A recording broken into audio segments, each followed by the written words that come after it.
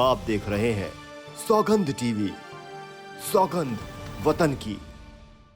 प्रधानमंत्री मोदी जी एक नारा देते थे, बेटी बचाओ बेटी पढ़ाओ। यहाँ ना बेटी बच पा रही है, दरिंदों के हाथों में नोची जा रही है और वो दरिंदे इस हद को पार कर जाते हैं कि सड़क पे उन बच्चियों का जुलूस निकालते हैं। गेट के बाहर सैकड़ों लोग खड़े थे।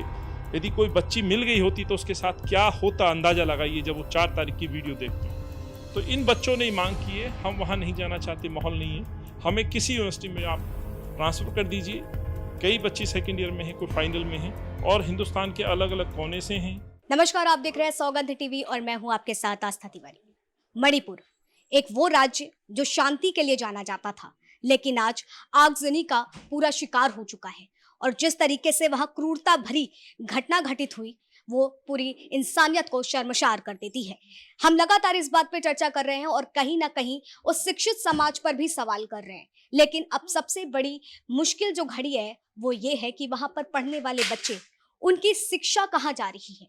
वो शिक्षित अब वहां खौफ से डर रहे हैं कि आखिर अब वो वहां पर अपनी पढ़ाई को देखें या फिर दिल्ली की तरफ कूच करें, क्योंकि जो वहां पर पढ़ने गए हैं बच्चे वो कहीं ना कहीं पूरी तरीके से खौफ में हैं। इसी में आज बात करने के लिए हमारे साथ कांग्रेस प्रदेश अध्यक्ष अनिल जी हैं। अनिल जी से चर्चा करते हैं। अनिल जी, आपसे आज कुछ बच्चियां मिली हैं जो कि दिल्ली की रहने वाली हैं लेकिन मणिपुर में पढ़ती हैं। जो घटना घटित हुई वो इंसानियत को शर्मसार कर देती है, लेकिन उस बीच एक शिक्षा पर भी सवाल करती है। ये खौफ किस तरीके से, और बच्चों ने आपसे क्या कुछ बात की? देखिए, जो मंजर घटा है मणिपुर के अंदर, वो धीरे धीरे अब जनता के सामने आ रहा है। एक घटना ने पूरी मानवता को शर्मसार कर दिया। बाकी जो अपराधी हैं, जो क्रूर लोग हैं, मुझे लगता है इनके दिल में हृदय है। लेकिन साथ ही साथ हिंदुस्तान को भी पूरे विश्व के अंदर जिस तरह से एक पहचान दी है, जहां महिलाओं का सम्मान, जहां महिलाओं को देवी के रूप में पूजा जाता है, वहां इस तरह के जो कृतज्ञ हैं, आप अंदाजा लगाइए क्या इस देश की छवि बनी है।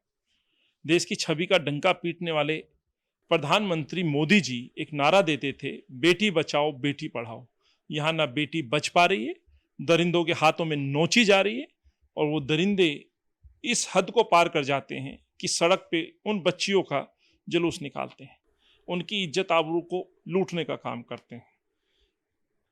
एक तरफ ये मंजर है, दूसरी तरफ आज कुछ बच्चियां जो मेरे दिल्ली की बेटियां हैं और उनके कुछ सहयोगी साथी स्टूडेंट जो देश से इम्फाल में पढ़ने गए थे, सेंट्रल यूनिवर्सिटी है, मणिपुर के बाहर के लगभग 99 बच्चे हैं, उनका दर्द लेकर के यहाँ पहुंचे थे।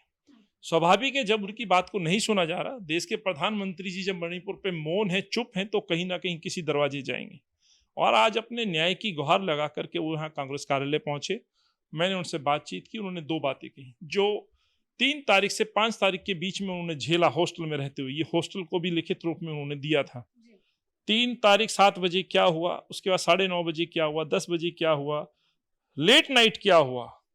Many rioters introduce our hostel to collect students ID card of Kuki students, we could listen to bulls out and bomb blast sounds etcetera etcetera. ये सारी बातें उन्होंने सब इसमें लिखी हैं और ये 4 मई से लेके 5 मई जब तक वो निकल नहीं गई। क्या स्थिति रही होगी इन बच्चियों की उस हॉस्टल में, जहां लोगों ने, मॉब ने घुस करके इनको एक एक ID चेक की गई हो। आदिवासी बच्चियों को ढूंढा जा रहा था, वो नहीं मिले, उनके सामान को जलाया जा रहा था, रोड पे आग जनी थी। गेट के बाहर सैकड़ों लोग खड़े थे।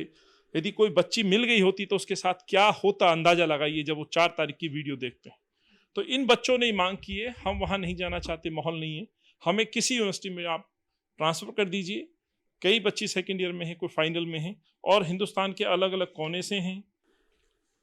आप अरुणाचल से, आसाम से, बिहार, दिल्ली, छत्तीसगढ़, केरला, झारखंड, मध्य प्रदेश, मेघालय, नागालैंड, राजस्थान, उत्तर प्रदेश, उत्तराखंड, हर जगह से बच्चे यहाँ हैं। इन बच्चों की एक ही मांग है कि हमें वहाँ से शिफ्ट कर दिया जाए, वहाँ पढ़ाई के हालात नहीं है, माहौल नहीं है। तो जो मैंने कहा, बेटी नोची जा रही है, बेटी की पढ़ाई रोकी जा रही है, तो इन बच्चियों को न्याय दें। उम्मीद कम है, लेकिन फिर भी एक विपक्ष की भूमिका में रहते हुए मैं देश के प्रधानमंत्री से आग्रह करना चाहता हूँ कि इन बच्चियों के दर्द को समझिए।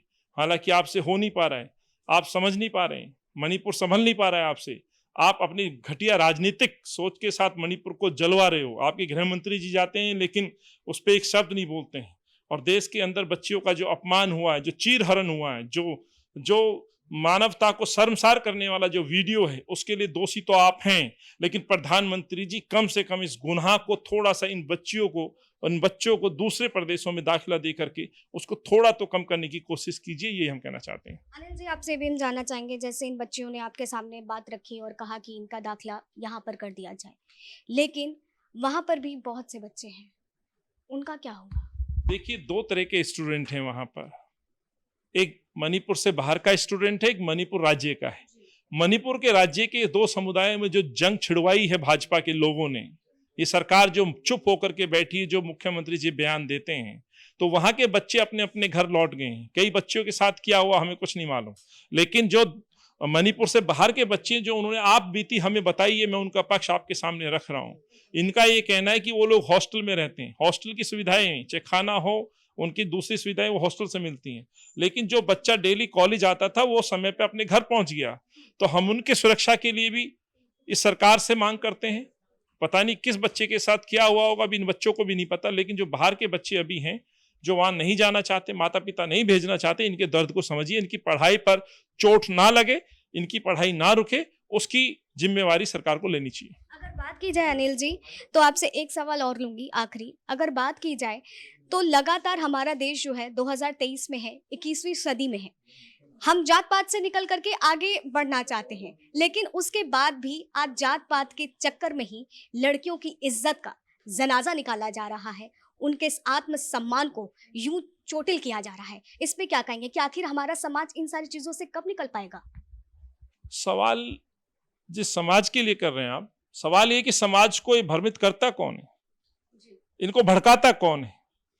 इस मुल्क के अंदर जहां धर्म के नाम पे कुछ पार्टियां राजनीति करती हैं, आज वो इस लेवल पे आ गई हैं कि आज वो जात और बिरादरी में बांट दिया है, मैदानी और पहाड़ में बांट रहे हैं। स्वाभाविक है, एक राजनीति उनकी चल गई, एक भाई को दूसरे भाई के खिलाफ धर्म में बांट करके अपना जो है स्वार्थ सिद्ध कर लिया।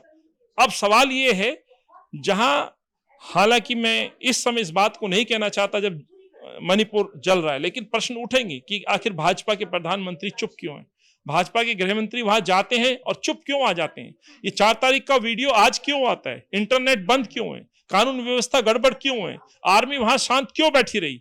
क्यों वहां पर आदिवासियों पर अत्याचार होते रहे? क्यों रोड पे रोक करके लोगों को मार दिया गया, जला क्यों दिया गया? बेटियों के अंगों के साथ जो खिलवाड़ हुआ है, जिनको निर्वस्त्र करके घुमाया गया, उनके साथ रेप किया गया, ये क्या है? ये स्वाभाविक है, ये सरकार की मंशा पे बड़ा प्रश्न है। तो जो लोग हिंदू मुसलमान में राजनीति करते थे, अब उसके अंदर आगे चले गए। अब आदिवासी और सामान्य लोगों में एक दीवार खींचने का काम कर रहे हैं। बीज बोने वाली यदि कोई पार्टी है तो भाजपा है, और भाजपा के इस प्रधानमंत्री को इस पर जवाब देना चाहिए। तो हमारे साथ अनिल जी थे, जिन्होंने इन तमाम मुद्दों पे चर्चा करी, और कहीं ना कहीं ये सवाल या निशान उस जगह पे भी खड़े होते हैं कि आज देश में जो एक अंकुरित देखा जाए, एक आगजनी का जो पूरी तरीके से शिकार हुआ है, और उस दरमियान जो जाति धर्म पात को लेकर के जो अंकुरित लोगों के जहन में भरा जा रहा है, इसकी असल वजह कहाँ से है और जड़ कहाँ से है? क्या कुछ निर्णय निकल करके इसके बाद सामने आता है, ये देखने वाला विषय होगा। फिलहाल तब तक के लिए आप बने रहें सौगंध टीवी पर। कैमरा पर्सन रोहित के साथ आस्था तिवारी। आप देख रहे हैं सौगंध टीवी, सौगंध वतन की।